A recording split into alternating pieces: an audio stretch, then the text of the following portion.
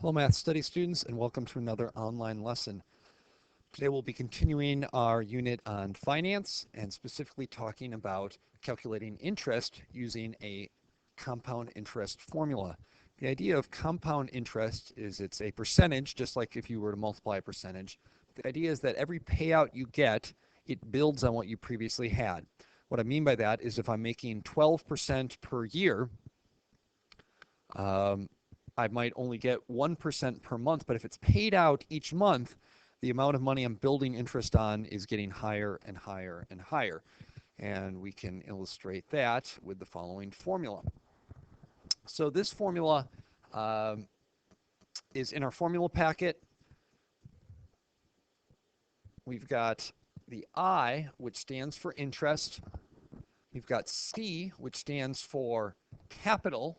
And capital is what you start with, your present value or the amount that you're investing, something like that. It's what you start with. We then have a 1 here, which indicates you get all your money back, 100%.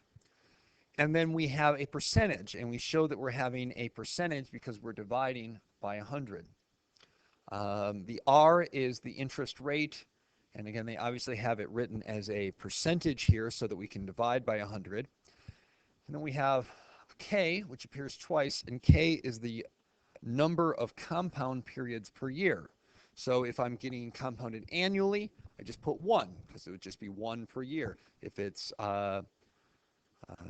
semi-annually, that happens twice a year, and so I could put 2 in there. If it's monthly, I'd put a 12. If it's daily, 365, things like that. So that's what our K is. And then N, the last thing in our formula, is the number of years. This is a yearly formula. We then subtract the C, and that gets rid of all of the capital we started with, and we'll just show interest. So that's what's in our formula packet. I kind of think that formula is not awesome. I think the formula should be written this way. I think it should be A, which represents the total amount, C, which is still our capital, 1, which is still 100% of our money, plus our interest. So far I agree with most of what we have here. Then for my money, I think the 100 is unnecessary because if you just convert a percentage to a decimal to begin with, you don't have to divide by 100. So R as a decimal divided by K, which is still compounds, all to the power of Kn, and then I don't subtract C, and that gives me the total amount in the account. If I want just the interest, I subtract C. Anyway, similar ideas. They're basically the same formula, but this is the one that I use more often. And again, we can certainly derive that from what's in the formula packet. Again, the only reason the 100 is there is because they're assuming that you've written your percentage as a percentage rather than a decimal. I think that's ridiculous. So I take the 100 out and just remember to always write my R as a decimal. And then I don't subtract the C, which then gives me the total amount. If I subtract the C, it gives me just the interest. That's the idea of this. So let's utilize this formula.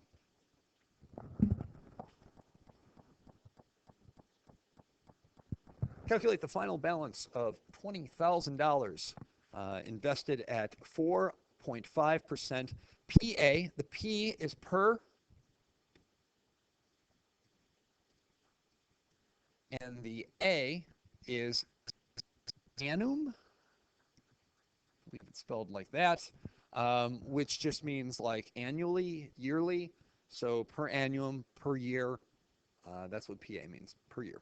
Where interest is compounded quarterly for 4 years. So what do we have? We have our capital,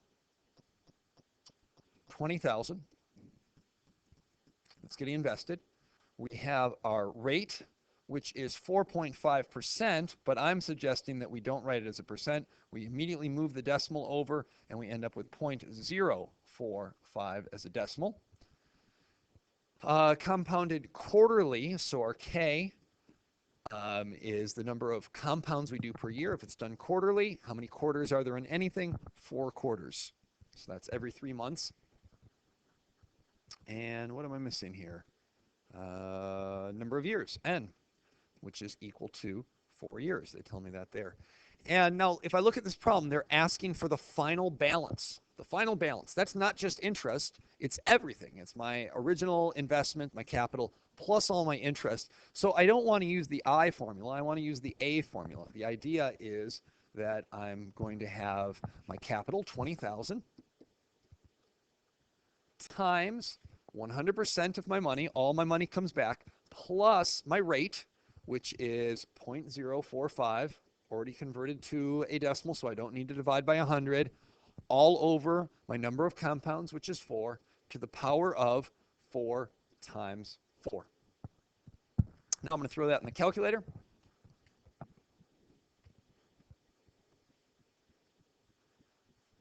So I have my 20,000, parentheses. I have my 1 plus my rate, which I'm going to write as a fraction, so I will use parentheses, and my rate is 0.045 divided by my number of compounds, which was 4. Close parentheses again, to the power of, and I have multiple things going in my exponent, so I'm going to use parentheses one more time, 4 compounds times 4 years. You could have just typed 16 in, and that would have been fine as well. Hit enter, and I now have $23,920.30, if I round correctly.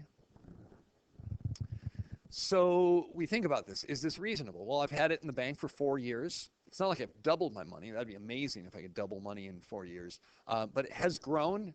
It's grown by a significant amount, 20,000. I got nearly 4,000 additional in interest. Now, where do I get that idea? Well, all of this, the 3,920 is all additional because I started with 20,000. And so I've made, again, nearly 4,000 over the course of those 4 years with a decent interest rate, much higher than it currently is for us. We usually have an interest rate just above 1 if you're lucky, oftentimes much less than 1% right now. So it's a reasonable answer. That's the point of this. Let's look at another. How much interest is earned on a $500 investment at 7.5% annuum, where interest is compounded monthly for 2.5 years? Okay, so we've got our capital, which is $500. I was going to say this is a more realistic problem where you might get $500, through relatives and family and things like that for graduation or something like that, and then you might want to save it for college or whatever the case is.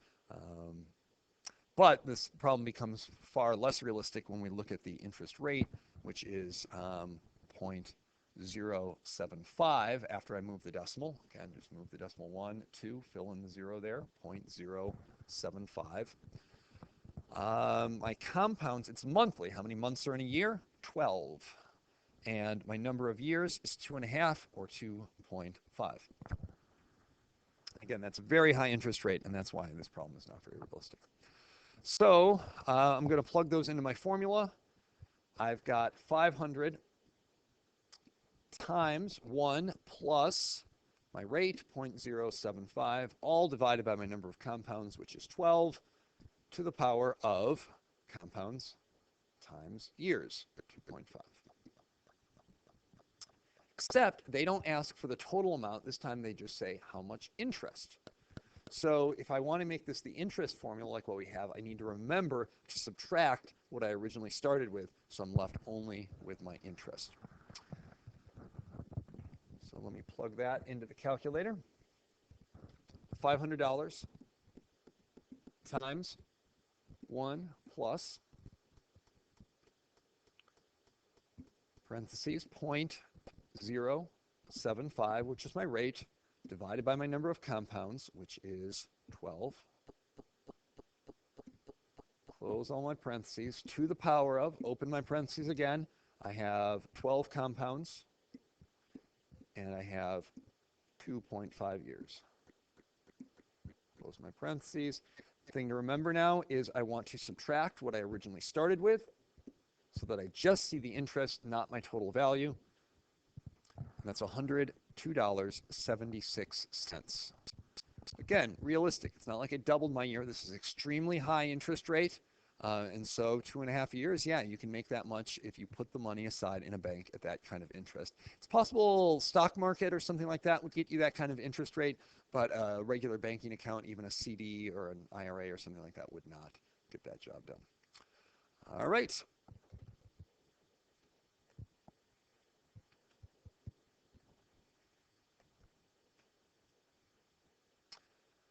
So to summarize, when we're looking at these problems, we need to make sure that we are notating whether it says total amount or the amount you have versus interest or amount you've earned.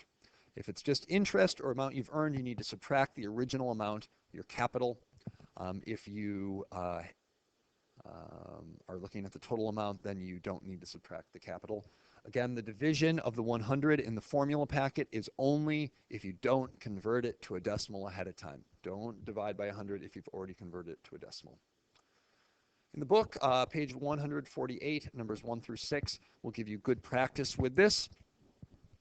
Also, these are good problems that you can refer back to if you need to retake a test and need additional problems to both practice and show that you have made your corrections and have good understanding. Until next time.